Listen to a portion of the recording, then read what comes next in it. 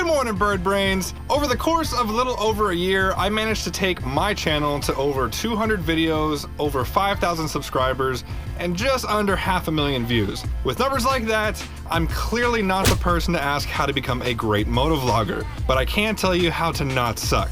By the end of this video, you'll have everything that you'll need to know to become slightly better than the average run-of-the-mill motovlogger. So let's get started.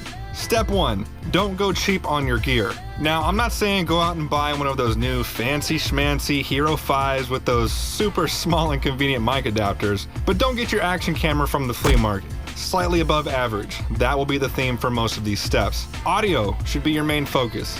It's much more tolerable to watch some slightly grainy footage with crystal clear audio than a super sexy 4K shot with audio that sounds like something recorded during a hurricane. My optimal camera is a GoPro Hero 4 Silver. Although you can't buy them new anymore, you can still pick them up on eBay for a couple $100. If you don't suck at motovlogging, you can make that money back in no time. Step number 2, edit your damn videos. Not even your granny wants to watch you sit at a stoplight for 47 seconds. Cut out the dead space, even if it's a second or two. Continuity is crucial for video momentum, and poor editing can make or break a video. Here's a short example of the same clip before and after editing. Yeah, I love the Sportster specifically for reasons just like this. Just going down, I'm on my lunch break, I'm going to get a sandwich. Like, that's literally what I'm doing right now, so. And that looks like rain clouds over there, so this bad idea might get even worse. But yeah, I love the Sportster for things specifically like this. But yeah, I love the Sportster specifically for reasons just like this. Just going down, I'm on my lunch break, I'm going to get a sandwich. Like, that's literally what I'm doing right now, so. And that looks like rain clouds over there, so this bad idea might get even worse. But yeah, I love the Sportster for things specifically like this. Just not as important as continuity, but still a deciding factor between the elite and the peasant scum, is color grading. Now, this definitely is not my strongest editing skill by far, so do some Googling on tips and tricks and learn you some color grading knowledge. Going back to audio, if you use a stereo microphone, meaning it records a separate right and left audio channel, mount it pointing up and down in your helmet as opposed to its intended left and right orientation. This is a little trick that I use to better isolate my voice, even with the sound of a real bike just a few feet below my mic. This can also be used in reverse to isolate those sweet, sweet exhaust notes. Here's an example of how the different channels can be used differently to better focus the audio on the intended subject. It'll be alright. Plus, it's not really a group ride, it's just 3 of us, so it'll be alright. Plus, it's not really a group ride, it's just 3 of us, so it'll be alright. Plus, it's not really a group ride, it's just 3 of us, so. Step number 3, don't be stupid, stupid. Very few vloggers can go out and just wing it and pull it off.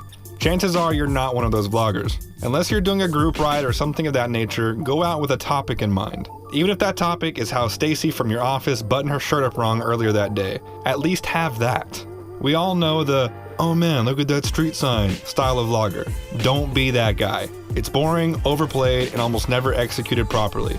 Go out with at least one topic in mind and then run with it. It just makes things run smoother.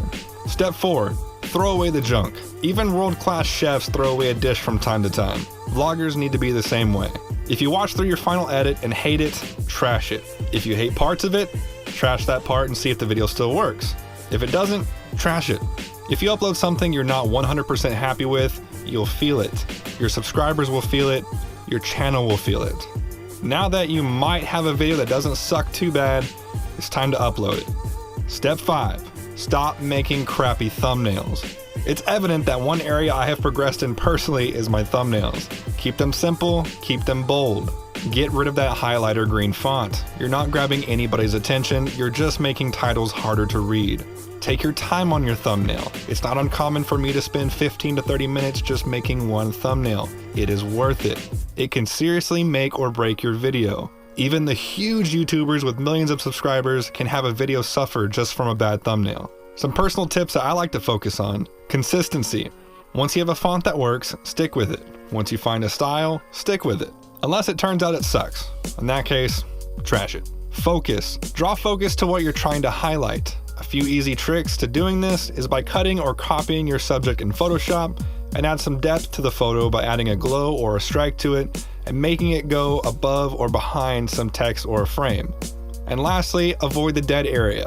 That little bottom right hand corner, that's where the duration is on YouTube. Even the bigger vloggers are guilty of this one. Step number 6, avoid the clickbait / fake videos. Although there has been channels that have struck gold with this tactic, i.e. Vroom Vroom Dana, Joey Mac, it's not what made their channel. If you were fans of their channel before they started finding suitcases full of money and buried bodies, they both had great content. Relying on clickbait or fake videos will do nothing but toss you into the bin of dead tubers. If that truck almost killed you, yeah, title the video "Truck Almost Killed Me." Don't forget to use all caps. But if he barely touched the center line on the highway, come on.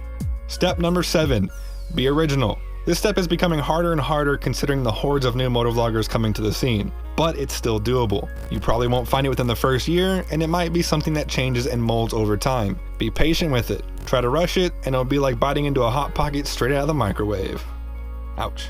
Well, there you have it, guys, the 7 steps on how to not suck at motovlogging. If you have any specific questions about what I talked about today, leave them down in the comments. If they don't suck, I might answer them.